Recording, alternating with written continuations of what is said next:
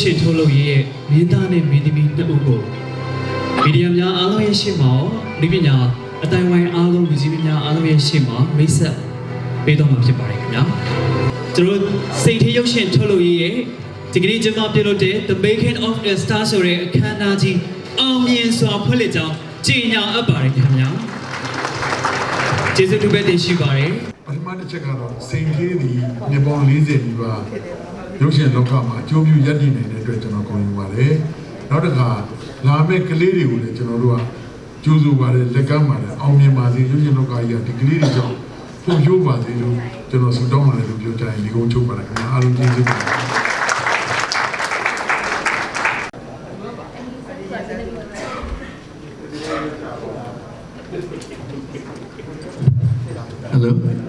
အားလုံးမင်္ဂလာပါခင်ဗျာအခုလိုကျွန်တော်ရဲ့ပွဲလေးကိုကြောက်ရောက်ချင်းပြီးကြတယ်မဟာမတ်တဲ့ကြားလေးကကြောက်ရောက်ချင်းပြီးကြတယ်ကျွန်တော်မြန်မာနိုင်ငံရုပ်ရှင်စီအောင်ခိုင်တဲ့ကွာ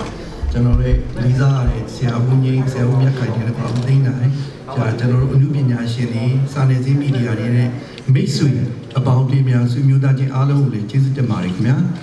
ကျွန်တော်တို့ဒီစိတ်ကြီးရုပ်ရှင်ထုတ်လို့ရခုနဆရာပြောသလိုကျွန်တော်36နှစ်ကျွန်တော်ထုတ်လို့ရလောက်တာတော့36နှစ်ရှိပါပြီခွေ9လိုက်လောက်တာတော့2နှစ်လောက်ရှိပါတယ်အဲ့ရနေပြီးတော့ကျွန်တော်ထုတ်လို့ရလောက်ခဲ့တာပါအခုကျွန်တော်တို့ဒီနေ့ပွဲလေးကကျွန်တော်တို့ဆရာပြောသလိုပဲတရုတ်ဆောင်အစ်စ်တွေကိုကျွန်တော်ကမိတ်ဆက်ပေးတဲ့အခမ်းအနားလေးလည်းဖြစ်ပါတယ်တနည်းအားဖြင့်ပြောရရင်တော့ကျွန်တော်တို့စာနယ်ဒီရုပ်ရှင် CEO ဥက္ကဋ္ဌနဲ့တကွာဒီစာနယ်ဇင်းမီဒီယာတွေအားလုံးကိုကျွန်တော်အနှံ့နေပွဲလို့ဆိုရင်လည်းမမှားပါဘူးကျွန်တော်ကဒီတရုတ်ဆောင်အစ်စ်တွေကိုကျွန်တော်ကလက်တွဲခေါ်ပြီးတော့ကျွန်တော်ကလုပ်လို့ရှိပါတယ်။နောက်ကျွန်တော်စိတ်ကြီးဒီတက်တန်းတစ်လျှောက်လုံးမှာအောင်မြင်ခဲ့တဲ့ကျွန်တော်နဲ့လက်တွဲလုပ်ခဲ့ပြီးတော့အောင်မြင်ခဲ့တဲ့ writer တွေလည်းရှိပါတယ်။တရုတ်ဆောင်တွေလည်းရှိပါတယ်။အဲ့တော့အခုလည်းအစ်စ်တွေကိုကျွန်တော်ထပ်ပြီးတော့လက်တွဲလုပ်ကိုင်မယ့်အကြောင်းအတိပေးအကြောင်းကြအရင်ဖြစ်ပါတယ်ခင်ဗျာ။ဒီတရုတ်ဆောင်အစ်စ်တွေကိုတော့ကျွန်တော်တို့ကမကြခင်မှာဒီအခမ်းအနားမှုကနေပြီးတော့ခေါ်ပြီးမိတ်ဆက်ပေးပါမယ်။ကျွန်တော်အခုလိုကျွန်တော်ပွဲကိုတက်ရောက်ချီးမြှင့်ပေးကြတဲ့အားလုံးမိတ်ဆွေအားလုံးလည်းကျေးဇူးတင်ပါတယ်အခုကျွန်တော်စာနယ်ဇင်းကြီးကိုတွေကလည်းဒီအစ်စ်တွေကိုလက်တွဲပြီးတော့လိုအပ်တာတွေကိုဝေပြန်ထောက်ပြအကုန်လုံးလက်တွဲခေါ်ပြီးဖို့အတွက်လည်းကျွန်တော်မြစ်တာရက်ခံလုပ်ပါတယ်ကျွန်တော်ရဲ့လိုပေါ်ကပဲကျွန်တော်နဲ့အတူတွဲတဲ့ဒရိုက်တာတွေတရုတ်ဆောင်တွေကလည်းဆက်လက်ပြီးတော့သူတို့လည်းလက်တွဲခေါ်မှာဖြစ်ပါတယ်ခင်ဗျာအားလုံးကျေးဇူးတင်ပါတယ်ခင်ဗျာဟုတ်ကဲ့ပါအခုလိုရဲ့star နှစ်ဦးတွေကမင်းသမီးကိုစတင်ပြီးတော့ကျွန်တော်တို့ကြိုဆိုသေးအောင်ခင်ဗျာလက်ခုပ်တဲ့အခြေအနေနဲ့ကြိုဆိုပေးပါဦး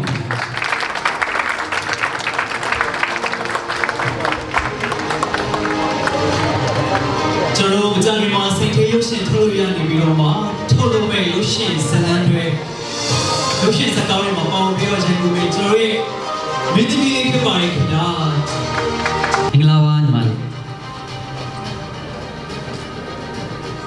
โอเคအခုကျွန်တော်တို့မင်းသမီးလေးရောက်ပြီဆိုတော့ကျွန်တော်ရဲ့စိတ်ကြီး star မင်းသားလေးကိုစီးရီးချက်ကိုဖိတ်ခေါ်ချင်ပါတယ်ခင်ဗျာ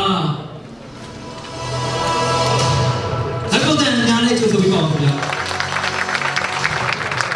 အကြမ်းမှာကျွန်တော်တို့စိတ်ကြီးရုပ်ရှင်ထုတ်လို့ရုပ်ရှင်ဇာတ်ကားများရုပ်သံဇာတ်လမ်းတွေကလည်းဒီပညာလုပ်ငန်းတွေမှာပေါ်ပြီးတော့ဒီပညာလုပ်ငန်းများလှုပ်ဆောင်သွားမယ်ကျွန်တော်ရဲ့ဒေတာလေးဖြစ်ပါတယ်ခင်ဗျာ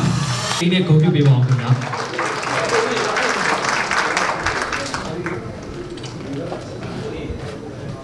မင်္ဂလာပါခင်ဗျာကြောင်းလာကြတဲ့ဂုဏ်သေးရှိဧည့်သည်တော်လူကြီးမင်းများနဲ့အနုပညာလောကကစီနီယာညီကိုမောင်နှမများလူကြီးမင်းများအားလုံးဒီနေ့ခမ်းနားလေးကိုအချိန်ပေးပြီးတော့တက်ရောက်ပေးကြတဲ့ဂုဏ်သေးရှိဧည့်သည်တော်များစာနယ်ဇင်းမီဒီယာမှာလူပညာမောင်နှမများအားလုံးကိုဒီနေ့ကနေကျေးဇူးထူးပဲတင်ရှိပါရခင်ဗျာဒီနေ့ပွဲလေးကိုလာရောက်တဲ့သူတွေထဲမှာကျွန်တော်သိတဲ့လူလေးလည်းပါတယ်မသိတဲ့လူတွေလည်းအများကြီးပါပါတယ်ဒါကြောင့်မလို့ကျွန်တော်မိတ်ဆက်ပေးခြင်းပါတယ်ကျွန်တော်ရဲ့နာမည်ကတော့ဇော်ရှိုင်းထက်ပဲဖြစ်ပါတယ်အနုပညာလောကမှာဝါသနာရင်းခံပြီးတော့စူးစမ်းနေတဲ့တသစ္စာလူငယ်တဦးဆိုလည်းမမှားပါဘူးခင်ဗျာဒါကြောင့်မလို့အများကြီးလဲဆက်လက်ပြီးတော့စူးစမ်းသွားဖို့အတွက်ခွန်အားတွေဟာဒီနေ့စီမင်းထပ်မှာဆိုလို့ရှိရင်အများကြီးရရှိပိုင်ဆိုင်နေပြီဖြစ်ပါတယ်ဒါကြောင့်မလို့ဒီလိုခွင့်ရေးကိုရုံရုံကြီးနဲ့ပေးအပ်တဲ့ စိန်ထီရုပ်ရှင်နဲ့ဗီဒီယိုထုတ်လုပ်ရေးကနေပြီးတော့မှလေးလေးဝင်းကြီးနဲ့တီတီတို့ကိုလည်းဒီစင်မြင့်ထက်ကနေခါတော်ဝါပြုရှိခိုးပါတယ်ခင်ဗျာ လူပညာနယ်ပယ်တတိမှာကိုတီရှိလူချင်းများအားလုံးဒီများနေပြီးတော့သမီးကမင်္ဂလာပါလို့ကာရဝါပြုတင်ပါတယ်ရှင်။ဘွေးကတော့လူပညာတက်တာကလည်း3နှစ်ကျော်ပဲရှိပါသေးတယ်။ဆရာမောင်မျိုးမင်းရင်းနှီးပစ္စည်းမှာတင်တန်းတက်ပြီးတော့လူပညာလုပ်လေးစားလုပ်လာအခုမှ3နှစ်ပဲရှိပါသေးတယ်။သမီးနာမည်ကတော့အေးတနာဘူဖြစ်ပါတယ်ရှင်။ဒီလိုမျိုးပေါ့ဒီစိတ်လေးထုတ်လို့ရနေပြီးတော့သမီးတို့ကိုအခုလိုမျိုးစင်တင်ပြီးတော့ပွဲထုတ်ပေးတယ်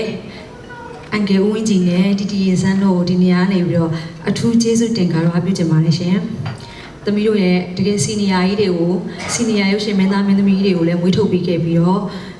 အောင်မြင်တဲ့ရုပ်ရှင်ဇာတ်ကားကြီးတွေဗီဒီယိုဇာတ်ကားတွေဇလန်းတွဲတွေများစွာကိုထုတ်လုပ်နိုင်ခဲ့တယ်ဒီလိုထုတ်လုပ်ရေးရနေပြီးတော့သမီးတို့ကိုခုလိုမျိုးပွဲထုတ်ပေးတဲ့အတွက်လက်တွဲခွင့်ပေးတဲ့အတွက်သမီးကအရန်ဝမ်းသာပြီးတော့ဒီနေ့မှာဆိုသမီးအရန်ကိုဂုဏ်ယူရတဲ့နေ့တစ်နေ့ဖြစ်ပါတယ်ရှင်။ ဒီရှိုင်းချစ်တဲ့ပရိသတ်တွေရောညီမလေးကိုချစ်တဲ့ပရိသတ်တွေအကုန်လုံးကလည်းအများကြီးညှော်နေမယ်လို့ထင်ပါတယ်အားလုံးလည်းကျွန်တော်တို့ဒီလာမယ့်2026မှာအနုပညာလှူရှာမှုတွေစက်တိုက်နဲ့ကျွန်တော်တို့ဒါဆက်လက်ပြီးတော့စောင့်ကြည့်ရမှာဖြစ်ပါတယ်ကျေးဇူးတင်ပါတယ်အဲ့တော့ဒီကနေ့ညီလေးနဲ့ညီမလေးအတွက်ကိုထပ်ပြီးတော့ကိုပြလက်ကိုတင်ပြပြချစ်မိပေးပါဦးခင်ဗျာ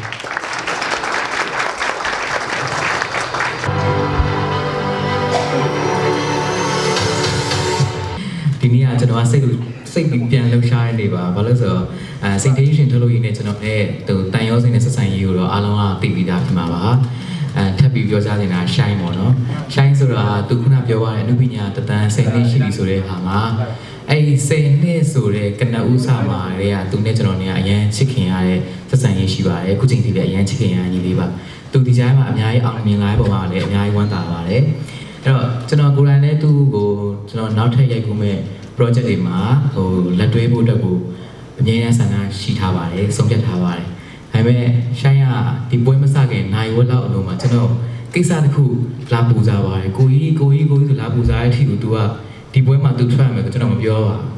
အဲ့လိုပဲစိတ်သေးရအငယ်ဦးဝင်းကြီးကကျွန်တော်မပြောပါ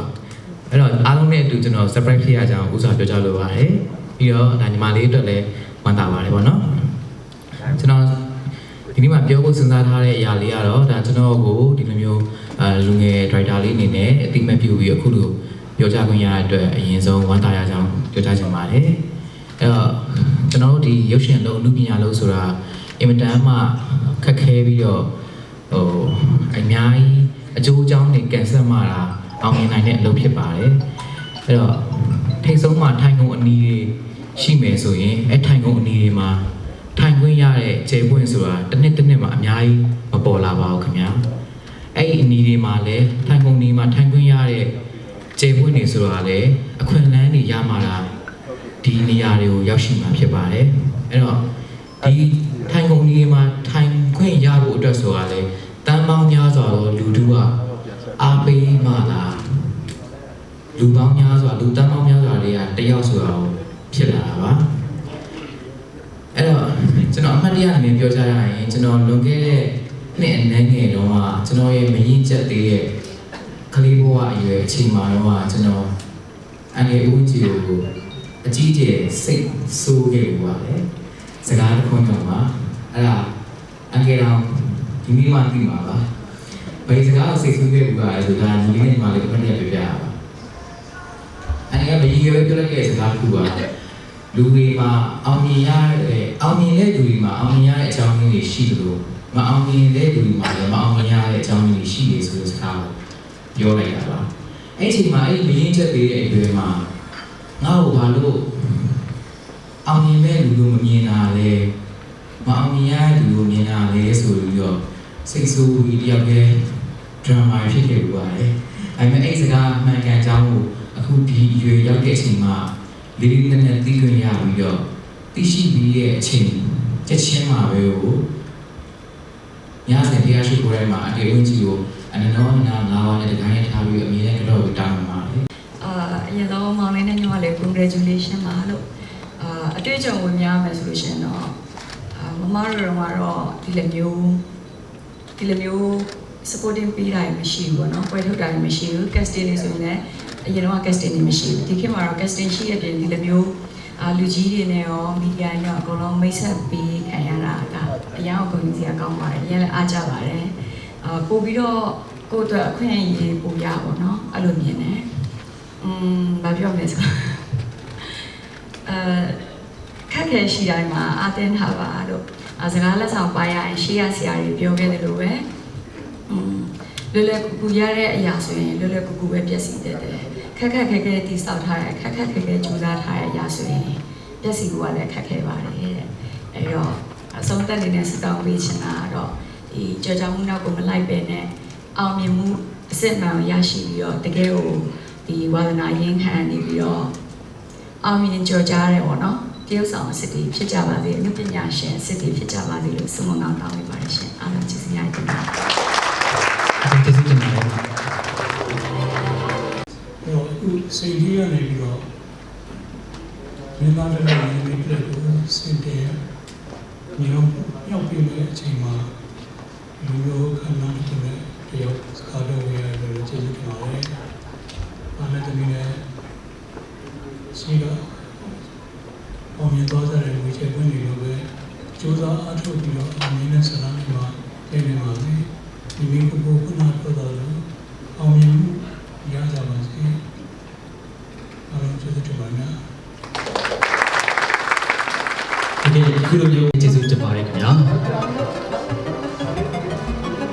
တို့ဒီကနေ့စိတ်တရားနေပြီးတော့မှဗိတ်ဆက်တဲ့ကျွန်တော်တို့ရဲ့မင်းသားကျော်စုံဆိုင်ထက်နဲ့မင်းသမီးကျွန်တော်ဧဒနာဘူတို့ကိုဗိတ်ဆက်တဲ့ဒီကနေ့အခမ်းအနားမှာဝီဆောင်ဖြစ်ပါဝင်ပေးကြတဲ့ဒီပညာရှင်များအတ္တပညာရှင်များဘူရီတက်စကားများပြောကြားပေးတဲ့ကျွန်တော်